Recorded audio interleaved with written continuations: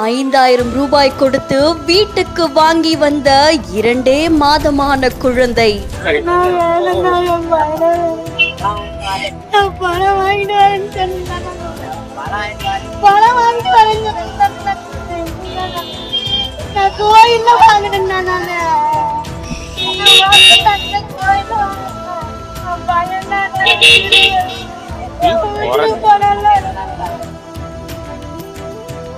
குட்டி குரங்கை கூண்டில் வளர்த்து வந்த தம்பதிக்கு வனத்துறையினர் கொடுத்த ட்விஸ்ட்.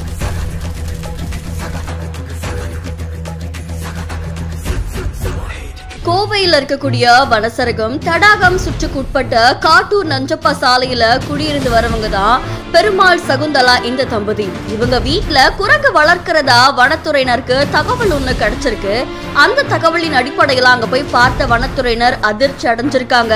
ஏன்னா சுமார் 2-3 மாதங்களேயான குட்டி குரங்கு ஒண்ணு 1 மாச காலமா இவங்க கூண்டுல வச்சு வளர்த்துட்டு வந்திருக்காங்களாம். இதை தொடர்ந்து அவங்க கிட்ட நடத்தின விசாரணையில இந்த குட்டி குரங்க தேனி மாவட்டத்தில் இருக்கக்கூடிய ஒருத்தர் கிட்ட சுமார் 5000 ரூபாய் கொடுத்து விலைக்கு வாங்கிட்டு வந்ததா தெரிய வந்திருக்கு. அதை தொடர்ந்து அதை மீட்ட வனத்துறையினர் மாவட்ட வன அலுவலகத்தில் இருக்கக்கூடிய வன விலங்குகள் மறுவாழ்வு மையத்துல இப்போ பராமரிச்சுட்டு வரதாவும், அது மனிதர்களோட இருந்திருந்தா கூட்டத்தோட இணைறது ரொம்பவே கடினம் அப்படின்னு தெரிவிச்சிருக்காங்க.